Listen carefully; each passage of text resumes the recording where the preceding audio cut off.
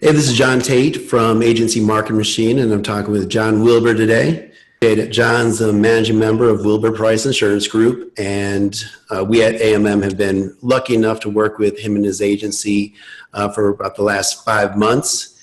And John, I think just other insurance agency owners can gain a tremendous value from hearing directly how you've grown your agency and really your viewpoint about how local insurance agencies can not only survive but thrive into the future. So thanks, John, for agreeing to share your experiences with other AMM clients. Oh, you're welcome. So, John, you've got 5 locations now in Southern Ohio. How long ago did you start your first agency? I went out on my own in June of 2007. Okay. And you purchased a book of business at that point? I did. A small agency, about $1.6 million. Wow. And so one location, and then over the next 10 years or so, you've grown that to be, would you mind sharing what how big you currently are now? I don't know what the exact number is, but it's somewhere just under 10. All right. Awesome. So we've had many discussions, and especially before you came on board with Agency Marketing Machine, but at some point last year, you had somewhat of an epiphany, right? Yes, I would say that's accurate. What was that? Well, we had, we've been doing things. We have a lot of agents that have come from different places, and everybody kind of had their own way of doing things, but really took a look at, how we were doing business and why we were doing business, and started listening to the way that our employees were speaking to our clients, the way those conversations were going. And it wasn't that they were going bad by any stretch. People were trying to do a good job, but it was not the best experience that they could have. So long story short, we brought in a project manager. We brought in a business coach that had worked with some other agents that I knew. And I started talking about how to change that, and kind of went through a process where we just focused on improving everything and just simple old school things. Remembering to use a client's name when you speak to them. Remembering to thank them for their business on every call. Trying to raise the bar and just make sure that the one thing we can control is being done the best. And if it's not the best, that we're working towards being the best every day. And that was something that our people, it took a little while to turn the corner. We had morning meetings and talked about that honestly for months. We planned it out and picture boarded it. And so at the end of this process, and part of this process was that we put in a agency marketing system, or a management system, that provided a CRM and artificial intelligence, drip down marketing, all that stuff. And we knew at the end of the process that we needed to be able to fill the funnel, have more people come to us. The whole idea being that, we don't want price only people coming to us. If somebody walks in our door with a set of deck pages, when they come in the door, there's a reason they're there, and the reason is generally because their premium went up, or they had a bad claim, or their agent can't return a phone call, or whatever it is. Okay, there's a reason. But the point of that is that they don't trust us. They don't trust the person they're leaving. That's why they're coming to us. And when they walk in the door and they don't know us, they don't trust us either. What they're looking for is a price and somebody else to deal with. So conversely, what we know is that somebody that comes to us through a referral, or what we now call a recommendation, is somebody that does have a little bit of trust for us, because somebody that we've taken care of is telling them that we've done a good job. And so we know that 75% of the time, if somebody comes to us through a referral, that we're going to write that business, and that person will become a relationship with our company. So, and I'm sorry I go all over the place, John, but the bottom line is this: we knew we were going to have to fill the funnel, and I was actually and let me back up for a minute too. We had stopped advertising What you guys do is just a better way of doing. It's a lot better way of doing something that we have always tried to do. About 7-8 years ago, we quit advertising. We don't have any traditional advertising out there, other than maybe what some of our carriers put out on the web for us. Okay. You weren't buying leads? No, we don't ever buy internet leads. We don't do any of that stuff. All we do is give our advertising budget to locally activated programs. So in some of the towns we operate in, they're heavy in agriculture. We like to work in that space.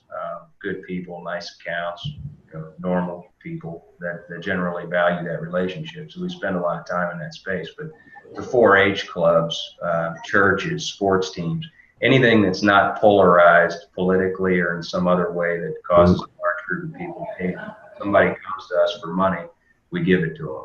So nuts and bolts are this. When I talked to your good friend Dan Chadwell, and I was out on a soccer field one day, and I just was all excited about this process we had gone through and the effects it was having on our business, on the attitudes and the culture of our business.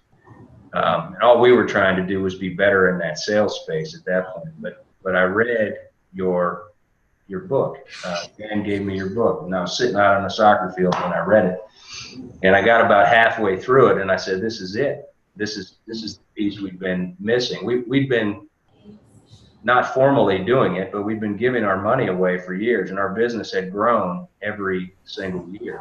Because people came to us, although there weren't as many of them, the people that came to us liked what we did. But it's real hard to measure. When you're just giving money away, it's really hard to measure what the ROI is on that.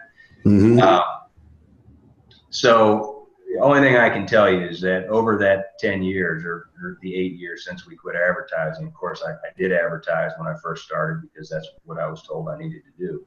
Right. And it probably worked. I mean, we did get a lot of traffic, more traffic than we did after we stopped advertising. But the people, our retention rate went up. We're running a 92% personal lines retention rate. That's pretty unusual. That's great.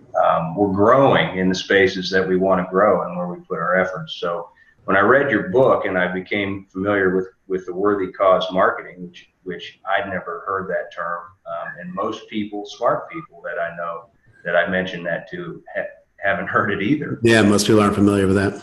Although they do identify with the concept. I loved basically what it did. It just formalized the process and put a very sexy face on it, and helped manage it in a way that it's a lot easier for us to deal with. So what's happened, and I don't know if you need to stop me and take this in a different way. It's perfect, John. Yeah, Jesse, yeah, please keep going.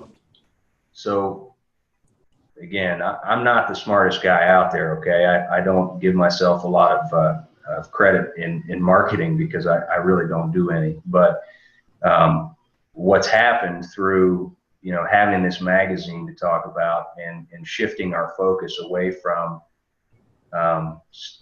quoting. I mean, I hate to say that because we need to quote more, obviously, but just trying to attract anybody and having that conversation of, hey, let me try to save you money, that kind of thing. We don't want those people. I mean, we want them if we can develop them into relationships, but that's not the crowd we're trying to attach. What your program, what you guys have thought up is such an old concept. It's the way that our towns were built, It's business owners that created jobs, that created tax dollars, that pulled people together to build parks and libraries and all these other things. It's a concept as old as time, but you brought it back to the face of doing business. And so what that's doing, what it did for us is it helped us realize that the reason we exist, the reason that we have this business, we were on the wrong track. The reason that we should have this business and the way that we operate today is for the purpose of improving the communities that we operate in. Very simply put, that's why we exist. So the conversation has changed. And what has happened because of that, because we have this magazine that we can talk about, and because we're obviously backing and volunteering for and funding causes that matter at a grassroots level, in the community, doors are opening all over the place that weren't open before, because the conversation is not about insurance, right? We quit talking about insurance. Frankly, nobody likes insurance anyway, except for us. Right. So, John, can you give a couple examples of some of those doors that are now opening for you? in the last month, and this has something to do with what we're doing. I mean, we had to take some action and go out and talk to people that think the same way. So your chambers of commerce and business owners love this conversation, and it's real. Okay, it's what we're doing. I mean, it's just real, and it feels good. But what's happening is people are asking me to come speak to large groups of people, and we have people calling us, and I mean the reaction to. And obviously, as you've said, I think I'm doing a decent job of communicating what we're doing. I think that's a big piece of this, is that you have to get people comfortable and get them talking about it. I guess the thing is this: if you go out and you talk to somebody in the course of a day, and what you're talking about is what is a good cause in the community that you're behind, and what you're doing to build awareness around other local businesses and these things, that's very different than, hey, I want to sell you insurance, right? And think about it, and probably you included, me. I know certainly me. Generally, I get 2 or 3 requests a day for somebody that wants money. Right. Good cause, and it's generally a good cause, legit stuff, and they all want money. And we've always tried to give them that money if we can afford to do it. But generally, when you're telling somebody about a good cause, it's because you want their money. Right? And so you shut down because you don't want to give your money away, but you also want to support a good cause. Yeah, right. Yeah, there's that defensive mechanism, sure. Right, it ties you in a knot. Yeah. So what we're doing is going out and talking about this. You know, like for instance, right now our next cause is is the Life Food Pantry right here in London, and we're talking to people about that, and people don't even know that there's a problem, right? Because this is not a poor area. It's a pretty affluent area, but these problems exist in all the towns that we have offices in, and a lot of folks that really do want to help don't even know how to do it, right? So we go to them and we talk to them about this cause, and we're not asking for their money. We're just telling them about how we're bringing awareness to this cause and how we are raising money for it and how we're volunteering and, you know, the difference that it makes, that type of stuff.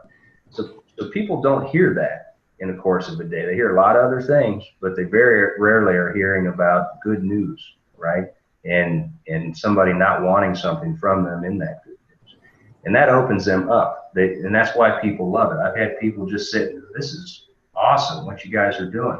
I told you this last week, but I talked to the co-op marketing manager over at one of our big insurance companies. Let me say that, so I'm using the name. But this is a person that deals with the NFL programs, all the national programs. And I explained to this person what we were doing. And the response that I got was, you are way ahead of everybody else. She says, this is the way things need to go.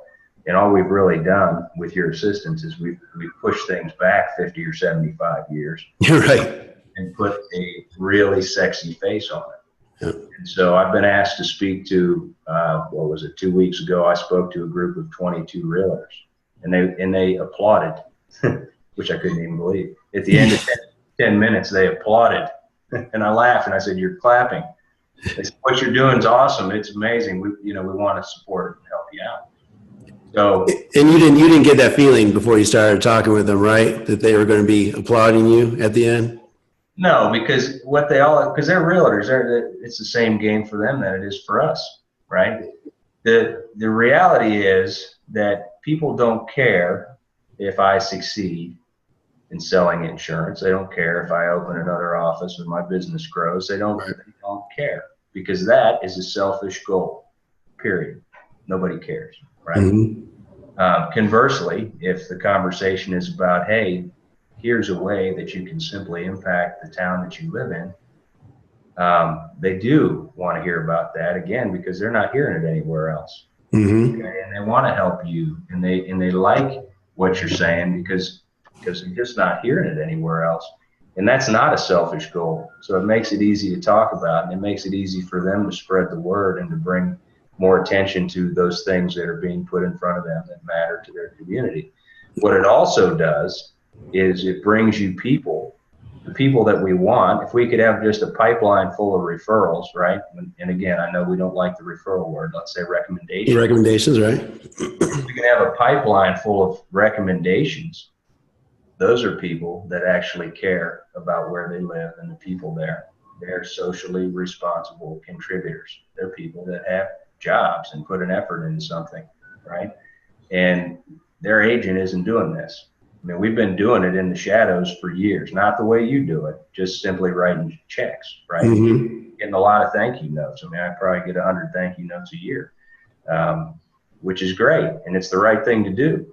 Okay. And I'm grateful for those thank you notes. But at the same time, I have no idea what kind of impact that has on my business. All I can say is that we've grown every year. We've made our Conference of Champions and our President's Conference one of those two every year that we've been in business with our main carrier. So whatever it is we're doing, hopefully it's a combination of a lot of things, but it works. But what this has done is taken it to a whole different level. I mean, everybody now wants to know what we're doing. And I've had agents from other companies that are competitors of ours, you know, say that they're going to steal our ideas. I mean, jokingly, but they probably will steal. But that's okay, because all that means is that there's more of us that are doing things the right way, which gives us all, you know, a better name. It really does. It makes us look better. This is a noble business if you treat it that way. There's a lot of people that don't, and that's why a lot of the communities, a lot of the individuals who've had a bad experience or have had something happen don't trust us, right? And that's unfortunate.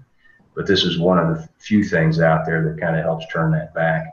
And the response, I mean, from our staff, you know, when you think about the way people are taught to ask for a referral, at least the way I was when I came into this industry, you know, everybody you meet with, it's, you know, you need to take your referral sheet with you and put it on 5 names, friends, neighbors, family, whatever, right? Right. Sure thing. That's not happening. No, it just doesn't happen in any office, right? Yeah, I think there's brazen salespeople, John, that do that. And they're the kind of guys that I don't associate well with. But what if the conversation is, hey, look what we're doing. You know, I just want to bring your attention to this thing that we're working on in the community. You know, everybody that is recommended to come here to get a quote, whether they buy it or they don't, we're making a donation in the name of the person that made the recommendation to this charity. We're doing that in their name. And all we're trying to do is make more people aware of this, right? And raise money for them. And if there's a volunteer opportunity there, then myself or our folks are going to go out and try to get involved to some degree. Not solve all the world's problems, just contribute to something that matters. And so that's why we exist. That's what our business is about. And you know what? They're not hearing that anywhere, not from their agent. So when they come to you, because they like what you stand for, there is a little bit of trust, because it's different. It's different. And even if you're more expensive, which, you know what, I mean, there's always somebody that's going to beat your price. We win on price all the time. We also lose on price all the time. There's always somebody that'll beat your price. We don't talk about price. I tell, you know, we speak to groups of people in agriculture. We do seminars on estate planning, on extended care planning, on general liability. We spend a lot of time out speaking to groups of people, and I tell the groups right on the front end that if all you're looking for is the lowest price, cheap insurance, do not call our office. Call somebody else. Simple as that. Shakes all that out. We don't want those people. I would rather have a smaller business with better clients if that's what I have to do in order to operate in the space that I want to operate in. But that's not what's happening. I mean, we are just, opportunities just keep coming in constantly. We don't have any lack of activity. So we can do a better job in a lot of spaces, no question about that. And our folks are now starting to see and understand, the people that work for us, how they can make a difference, and they're getting involved. And I think it really, from the standpoint of the culture that we're trying to have in our workspaces, I think it's made a huge difference in the way that they view the business. The new people we've hired, when we can show these things, they love it. I mean, they even the guy that I just hired as a CFO, he's retired. He doesn't need my money, right? Mm-hmm. He isn't being paid what he's worth, right? I've known him 20 years. The guy's brilliant. He wants to be part of this because he loves what we're doing.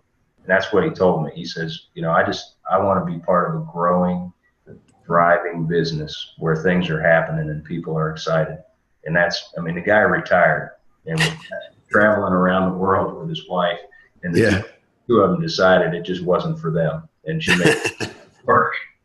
He still owns his business. He owns a big business management firm, and he had kind of backed himself out of it. So now he's working with us and helping us clean up, financially and from a planning standpoint, those types of things. And his sole reason is because he just loves what we do. It's touching every aspect, the people we interact with as vendors, the companies, clients.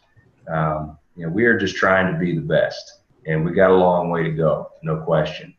But what you guys have done for us, and again, I'm obviously, if people make a decision off of what I say, that surprises me to begin with, but we would have never been able to do what we're doing if you and I wouldn't have crossed paths 5-6 months ago.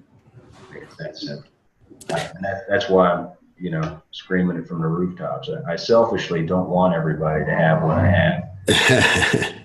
Well, I like how you said that we're taking it back 50 to 70 years. But yeah, we're just using the digital tools we have, the websites and social media and email. Like you send the magazine to 7,000 plus of your customers and prospects every month, and the quarterly promotions and so forth. Have you had any feedback yet about the magazine? Yeah, lots of feedback. We use it as a talking point, obviously, because we're printing them as well.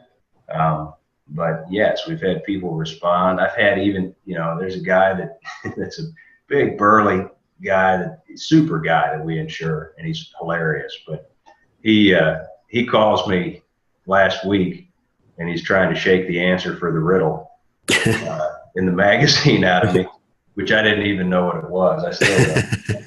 But he's like, "What's the answer? It's been driving me crazy for about 2 weeks." So yeah, absolutely. I keep hearing little things like that where people are taking the time to read it, because it's not about insurance, right? Nobody likes paying their insurance bill. Yeah. So I was glad my buddy Danny, a great friend of mine, he called me up one day and said, "Hey, do you mind if I give that book that you wrote to a friend here that our daughters are on the same team?" I said, "Well, he's an insurance agent." And he said, "Oh yeah, he's my insurance agent. He's a great guy." I said, "Yeah, sure." And he did it, and then we ended up talking a short time after. But I think you said before that you wouldn't even have spent the time to look into it any further, right? If that didn't happen like that. I'm surprised that you bring that up, really. I was wondering whether or not I should even touch on that. Oh yeah. And I am going to have to either get on the phone with you here to continue this or shut it down and convene again maybe tomorrow. Whenever you can. I got another couple of minutes, but these kids are around wondering where I'm at.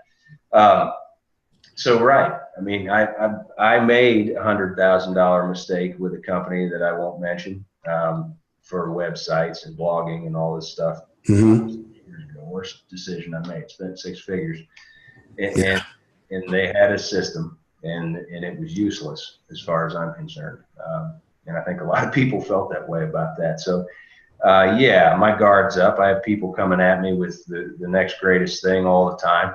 And as awesome as what you do is, I probably would have never taken the time to even have explored it if it wouldn't have come through our mutual friend Dan, because he trusted you, I trusted you. After I read the book, which I got a book sitting right here that somebody gave me on CRM management. It was free. It was a $6 business card, and I haven't even touched it. The thing that's different about your book is that it actually reads. You can read it, and I'm an avid reader. I read constantly. I started reading it, and it hooked me. And, basically, the first part of the chapter is about the agent and what he's going through. Well, that resonates with me. The second part is more of the practical, the second half of the chapter is that practical, here's why, here's how, here's what happened. And so about halfway through the book, and literally I'm sitting there between soccer games after he gave it, reading it, halfway through the book, I said, this is it. This is the piece that, because of the way we operate, because of how we've always done things, it just was the perfect fit. I mean, it really was. And I think I called you that next Monday and said, hey, I love what you're doing. I'd really like to get involved. And that's where it all began. But yes, you're absolutely right. I probably would not have ever known what you did. As it turns out, I'm the first guy with this massive carrier that we represent that's ever done anything. Right. And that has given us a huge edge. A lot of guys that are, friends of mine that own businesses very similar in size and like, the way we're staffed and all that's very similar. We get together and share ideas, and everybody that I've taken the time personally to show it to, I believe, is signed up, right? Yep. It just, like you told me the first time we talked, you can't, it's like the cost of a part-time marketing person, right? Part-time staff, let's just say a part-time staff member, you get a full marketing team. And all your art and your magazine and your website, the logo. I didn't even want my logo replaced. I wasn't even trying to do that. I liked it. But you guys came up with a better one than the one I had.